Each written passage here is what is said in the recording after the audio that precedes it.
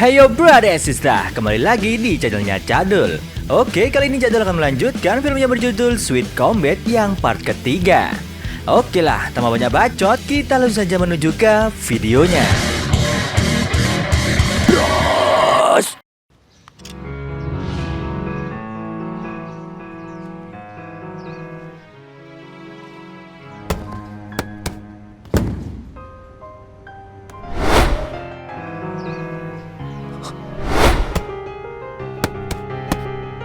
Di rumah si tomboy, Fang Yu melampiaskan emosinya ke samsak tinju. Pukulannya begitu keras dan membabi buta. Sementara itu, si tomboy hanya bisa menasihatinya dan berusaha untuk meredam amarah Fang Yu. Tak lama kemudian, ayah si tomboy mengajak mereka berdua untuk mengobrol. Di sini dia menceritakan tentang satu jurus tinju legendaris yang akan diwariskannya. Ternyata jurus tersebut adalah tinju yang dulu merenggut nyawa Paman Ji. Mendengar hal itu, seketika Fang Yu menjadi sangat marah dan langsung meninggalkan tempat tersebut. Temannya yang tomboy penasaran dengan sikap Fang Yu dan menanyakan kenapa dirinya sangat membenci jurus tersebut. Dengan pilu, Fang Yu pun menceritakan jika jurus mematikan itu telah merenggut nyawa Paman Ji yang sangat berarti bagi dirinya. Fang Yu pun pergi meninggalkan temannya dengan hati yang sangat kecewa.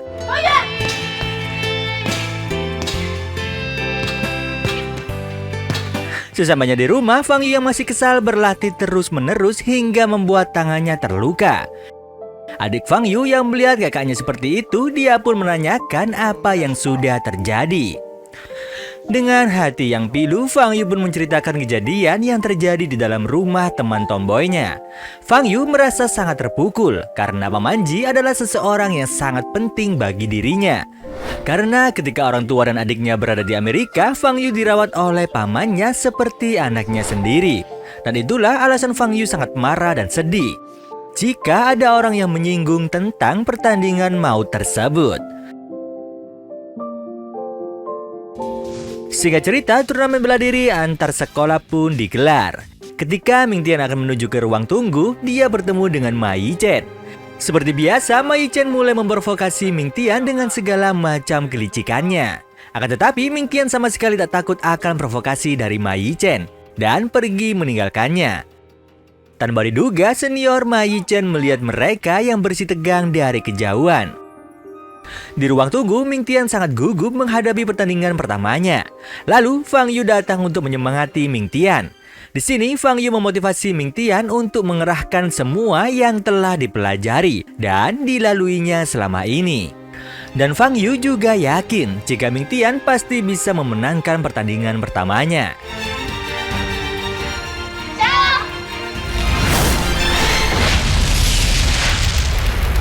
Pada pertandingan pertama, Ming Tian berhadapan dengan senior Ma Yichen. Di awal pertandingan, senior Ma Yichen terlihat mendominasi jalannya pertandingan. Namun, tanpa diduga, tiba-tiba saja senior Ma Yichen sengaja mengalah dari Ming Tian.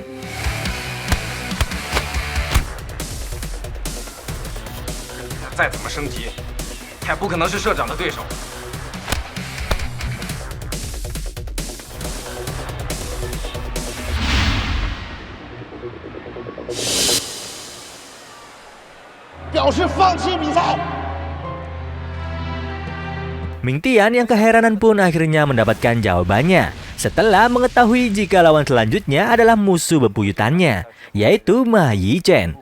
Di menit-menit awal, Ming Tian hanya bisa bertahan karena Ma Yichen menyerangnya dengan brutal.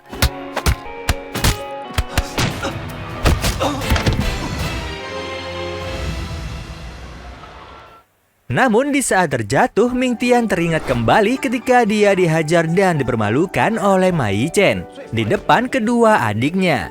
Momen sedih itulah yang membuat Ming Tian bangkit dan kembali fokus untuk mengalahkan Ma Yichen. Dan pertandingan pun berakhir dengan Ma Yichen yang telah pingsan oleh serangan Ming Tian.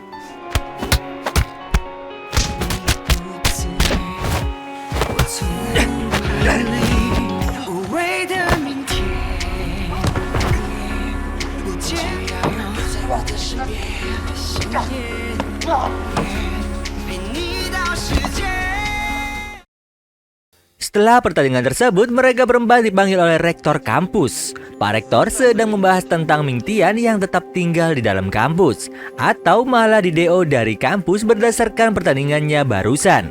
Di sini Ming Tian hanya bisa pasrah dan menuruti apapun keputusan dari Pak Rektor. Fang Yu mencoba untuk membela Ming Tian. Meskipun Ming Tian hanya menang terhadap satu lawan, namun dia bertahan dan tak menyerah sama sekali.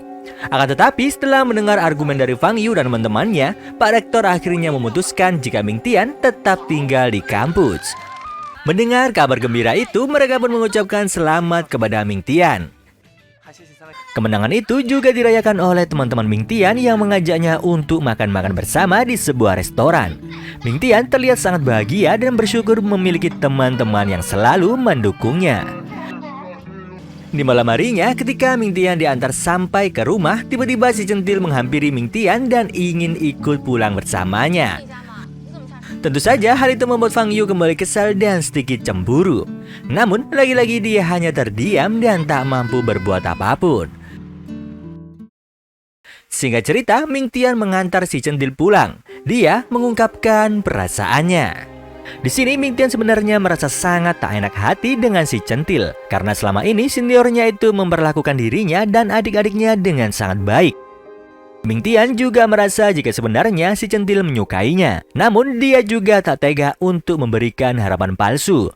Oleh karena itu, Ming Tian berusaha menjelaskan kepada si Centil jika dirinya sangat berterima kasih akan kebaikannya selama ini. Akan tetapi dirinya hanya menganggap si Centil sebagai sahabat dan seniornya saja, bukan perasaan suka seperti sepasang kekasih. Mendengar hal itu, si Centil terlihat tegar dan berlapang dada, meski sebenarnya dia sangat kecewa dan terluka.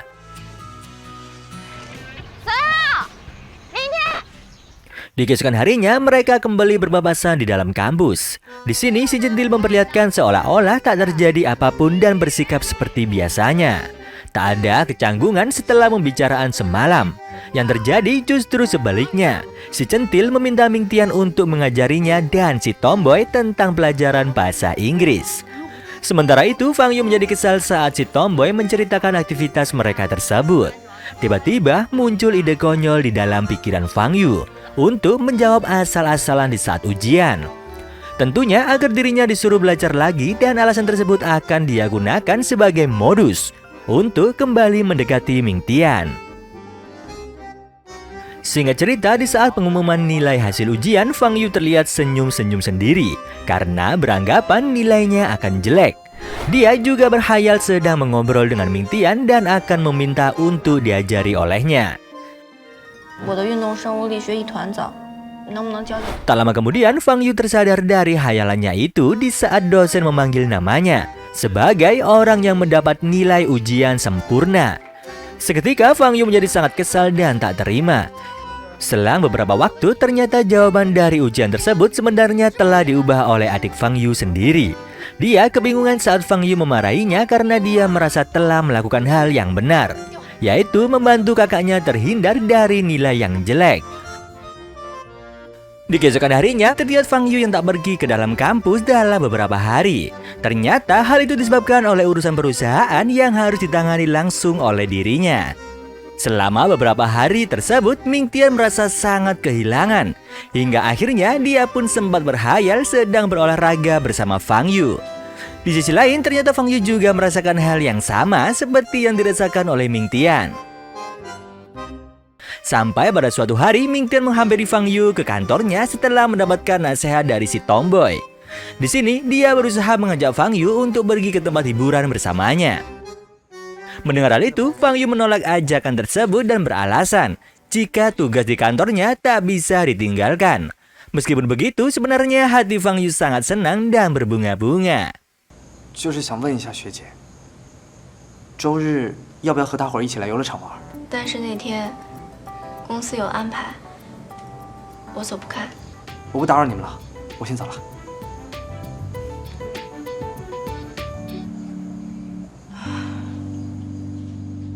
我是拿过来谢谢，这也是应当的。 Sepulang dari kantor, Fang Yu berniat untuk pergi ke rumah Ming Tian dan membawakan sebuah makanan. Sesamanya di sana, ternyata ada si tomboy dan si centil yang berdiri di depan rumah dan menghadang gerombolan Ma Yichen. Ternyata Ma Yichen masih menyimpan dendam terhadap Ming Tian. Dan kali ini dia berusaha untuk membalas dengan cara yang kotor. Sementara itu, Ming Tian sendiri belum pulang dan masih berada di tempat kerjanya. Melihat situasi seperti ini, Fang Yu dan teman-temannya pun mengajak gerombolan Ma Yichen untuk bertarung di lingkungan kampus. Karena menurut peraturan yang mereka sepakati, mereka tak boleh bertarung di luar wilayah kampus. 学生在校外不许打架，他们不能拿我们怎么着。 学生不能主动挑衅，上明天家去威胁。但是你们几个， Fang Yu dan teman-temannya tentu bukan tandingan gerombolan Ma Yichen. Meskipun mereka semua telah membawa senjata masing-masing, pertarungan itu pun dimenangkan oleh Fang Yu dan juga teman-temannya.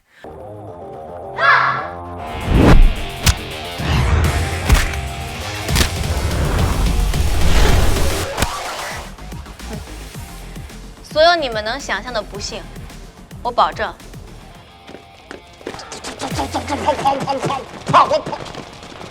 我们3个的小秘密，小秘密。 Tak lama kemudian, Ming Tian datang dan melihat mereka bertiga yang sedang berada di rumahnya. Alhasil, Ming Tian pun menanyakan tentang sebab kehadiran mereka.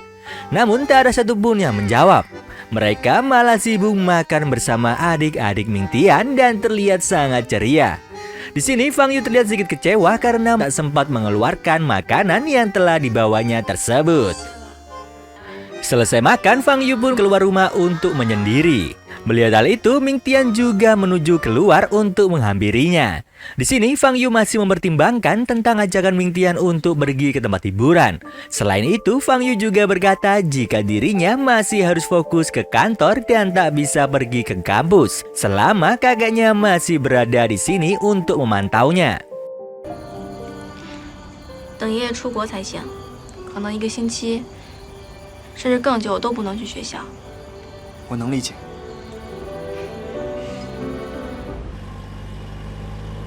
Di keesokan harinya, Fang Yu yang berada di dalam perjalanan menuju kantor, dia terlihat masih memikirkan perkataan Ming Tian semalam. Karena sebenarnya dia sangat ingin ikut pergi ke taman hiburan. Namun situasi sedang tak memungkinkan. Lamunan itu pun berakhir setelah dia menyadari jika supir telah membawanya ke jalan yang berbeda dari rute menuju perusahaan. Di sini si supir mengatakan jika adiknya telah mengatur jadwal agar Fang Yu bisa bergabung dengan teman-temannya. Bahkan adiknya juga mempersiapkan baju yang akan digunakan Fang Yu untuk pergi ke tempat hiburan. Karena ternyata si supir akan membawa Fang Yu menuju ke tempat hiburan yang dimaksud oleh Ming Tian sebelumnya. Lalu scene berpindah. Terlihat Ming Tian dan yang lainnya akan segera memasuki gerbang tempat hiburan.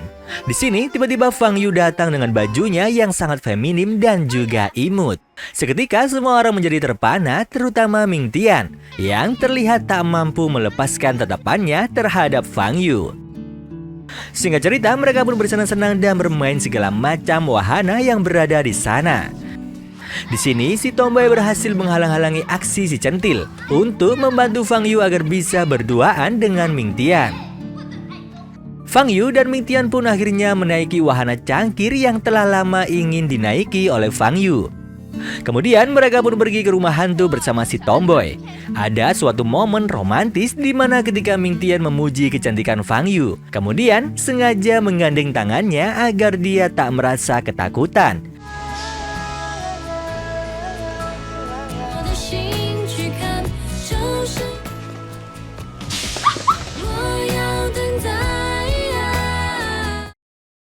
Di keesokan harinya, Fang Yu masuk ke kampus dengan wajah yang berseri-seri. Dirinya juga menghampiri Ming Tian dan si tomboy yang sedang berlatih. Tak lama kemudian, si centil datang dan berkata jika mereka bertiga dipanggil oleh kepala kampus dan mendapatkan tugas untuk pergi ke Macau. Di sana, mereka bertiga akan melakukan pertandingan demonstrasi yang bertujuan untuk merekrut siswa baru. 澳门木人河杯格斗观摩赛。 来，快吃吧。 Beberapa hari kemudian, masalah kembali menghampiri Fang Yu di mana sang kakek masih menyuruhnya untuk bertemu dengan sosok yang dijodohkannya dulu. Bahkan laki-laki tersebut sampai datang ke kampus untuk menjemput Fang Yu. Kebetulan saja di saat itu Ming Tian sedang lewat dan berpapasan dengannya.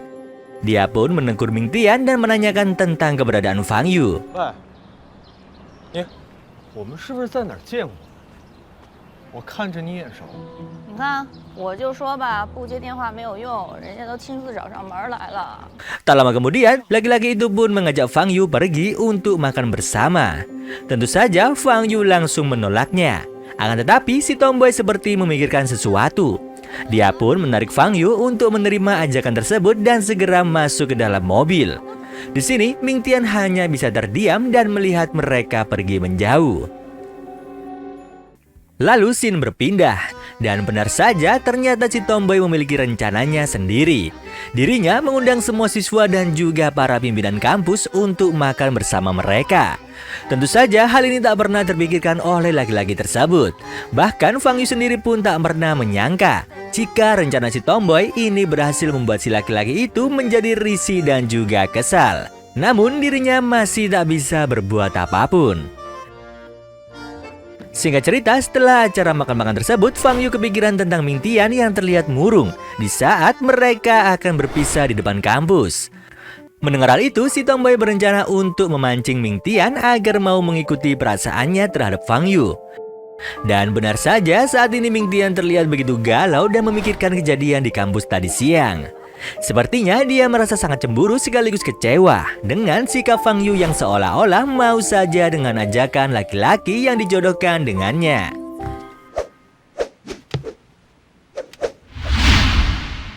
Di keesokan harinya, Ming Tian dan Fang Yu terlihat cuek-cuek saja saat sedang berada di tempat latihan.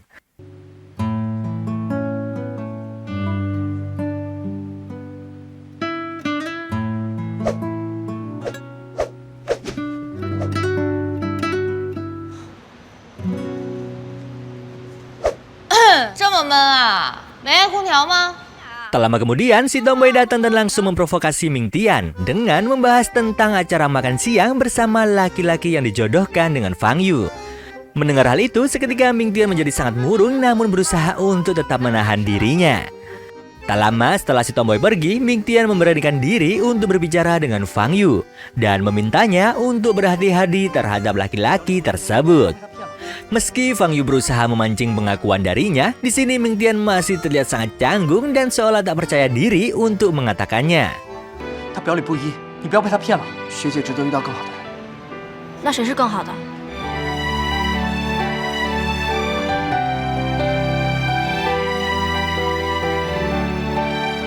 我觉得，总之不是汪世伟。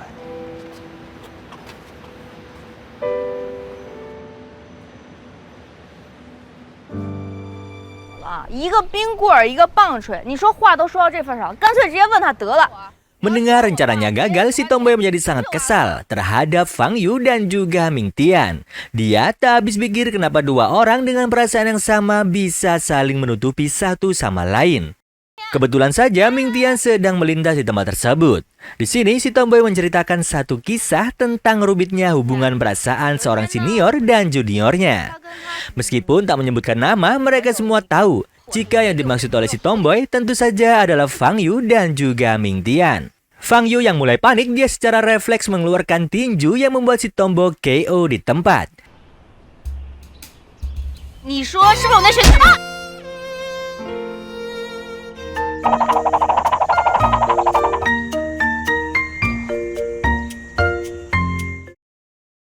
Lalu scene berpindah di saat Ming Tian sedang bekerja. Tiba-tiba laki-laki yang dijodohkan dengan Fang Yu datang untuk menghampirinya. Di sini dia mempermalukan dan menghina status sosial Ming Tian secara terang-terangan. Mendengar hal itu, Ming Tian pun menyemprotkan selang air ke arah laki-laki itu dan membuatnya segera kabur. 你要干嘛？ 满脑子装的都是气。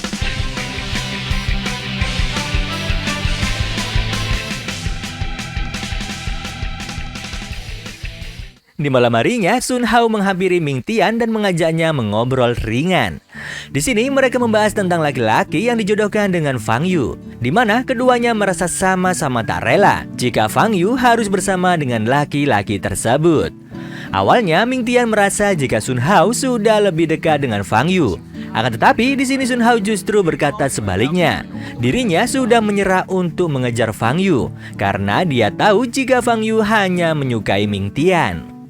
Mendengar hal tersebut, Ming Tian pun menjadi terkejut sekaligus senang karena ternyata selama ini Fang Yu dan dirinya memang saling suka. Namun dia masih tetap menahan dirinya karena merasa tak pantas untuk Fang Yu.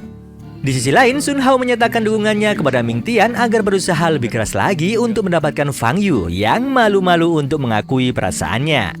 Meskipun sebenarnya dia sangat menyukai Ming Tian. Singkat cerita, Ming Tian pun mengayuh sepedanya sambil melamun. Dirinya berniat untuk segera menemui Fang Yu dan menanyakan langsung tentang perasaan mereka berdua. Di saat Ming Tian melewati sebuah kafe di mana dia bekerja sebagai badut, Ming Tian melihat Fang Yu berada di sana. Seketika dia berjalan menghampiri Fang Yu. Di sini mereka berdua memesan minuman dan duduk bersama. Momen canggung itu pun terpecah di saat Ming Tian secara terang-terangan menanyakan perasaan Fang Yu terhadapnya. Terkejut dengan hal itu, spontan Fang Yu berjalan keluar kafe dengan wajah yang panik. Seketika Ming Tian berlari mengejar dan menarik tangan Fang Yu. 学姐，你干嘛？你问题还没回答我呢。 Disinilah mereka berdua akhirnya mengatakan perasaan masing-masing. 我说我喜欢你，你可以拒绝的，我不是要抢。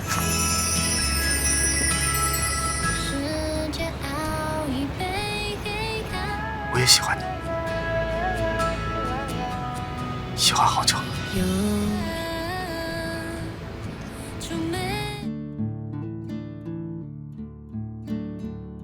Malam itu benar-benar mengesankan bagi mereka berdua.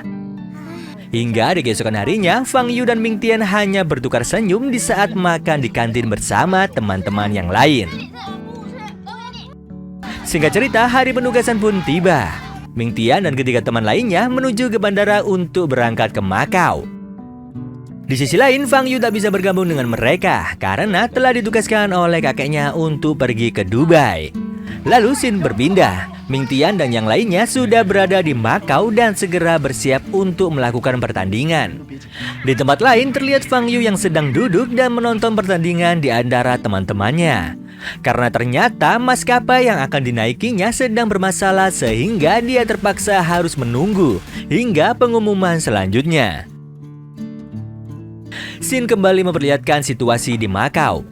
Seusai pertandingan, Ming Tian menyempatkan diri untuk menemui bos lamanya. Di sini, Ming Tian juga bercerita tentang kekasih barunya dan hal itu disambut dengan riang oleh si bos. Setelah pertemuan itu, Ming Tian pergi menyendiri ke sebuah air mancur dan terlihat melamun memikirkan keadaan Fang Yu saat ini. Tanpa diduga, sosok Fang Yu tiba-tiba muncul dari arah belakang dan berjalan menghampirinya. 不知道方雨学姐现在在迪拜好不好？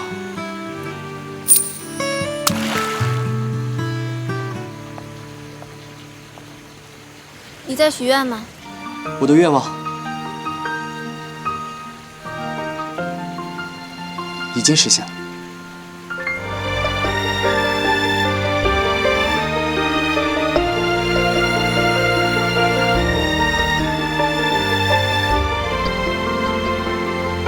你笑什么呢？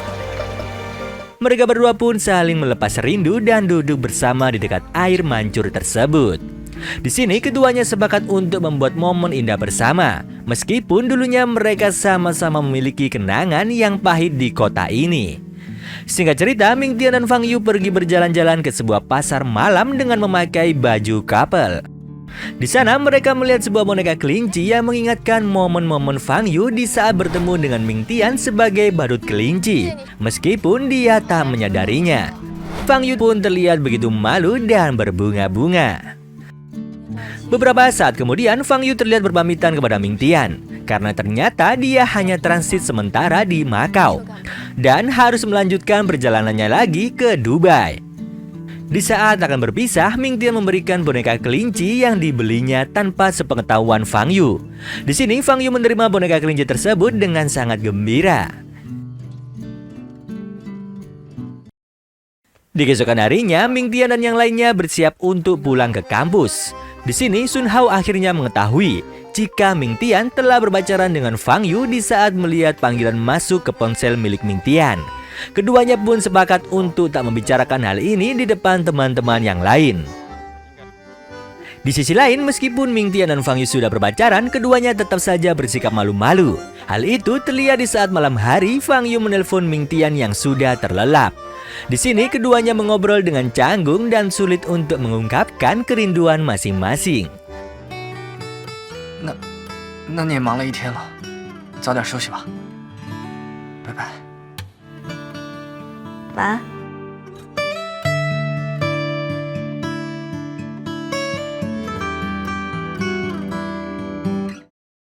Beberapa hari kemudian, Fang Yu sudah pulang kembali. Dia pun mengajak Ming Tian untuk bertemu di taman kampus. Di sini, Fang Yu memberikan oleh-oleh boneka kelinci sebagai balasan dari boneka kelinci yang dulu diberikan oleh Ming Tian.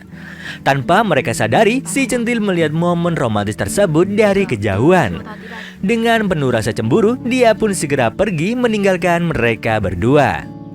Di keesokan harinya, Ming Tian memutuskan untuk menemui si centil dan kembali meminta maaf karena tak bisa membalas perasaannya. Di sini, Ming Tian juga mengatakan jika dirinya kini telah berpacaran dengan Fang Yu. Dan hal yang membuat kecocokan di antara dirinya dan juga Fang Yu adalah karena mereka berdua memiliki kesepian yang sama di dalam hati masing-masing dan mampu saling mengisinya satu sama lain. Mendengar pengakuan yang begitu tulus, akhirnya si centil bisa menerimanya dengan lapang dada dan terus menjalin persahabatan dengan mereka berdua. Di keesokan harinya, terlihat adik Fang Yu yang mengetahui jika kakaknya sedang jatuh cinta. Dirinya menawarkan diri untuk menjaga adik-adik Ming Tian di rumahnya. Dengan begitu, Ming Tian dan Fang Yu bisa pergi bersama untuk berkencan. Singkat cerita, mereka berdua pun pergi ke pantai untuk menikmati pemandangan laut. Di sini mereka bersepeda dengan riang gembira. Setelah berkeliling, Ming Tian dan Fang Yu bergandengan tangan sambil memandangi samudera biru yang menghampar luas. Suasana romantis itu benar-benar membuat hati mereka berbunga-bunga. Obrolan di antara keduanya juga menjadi lebih cair daripada sebelumnya. Bahkan Ming Tian yang polos sudah berani memberikan pujian dan gombalan terhadap Fang Yu. Hari itu terasa begitu spesial bagi mereka berdua.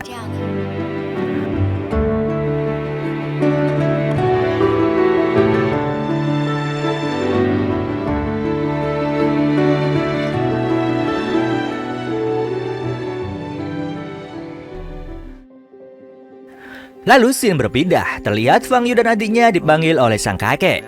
Di sini sang kakek menyuruhnya agar menjauhi Ming Tian karena status sosialnya. Dia sendiri mendengar tentang Ming Tian dari laki-laki yang dijodohkannya dengan Fang Yu. 那个叫明天的小子，真是让你着迷了。从现在起，你休学吧。 Namun, cerita tersebut akan dilanjutkan ke part keempat.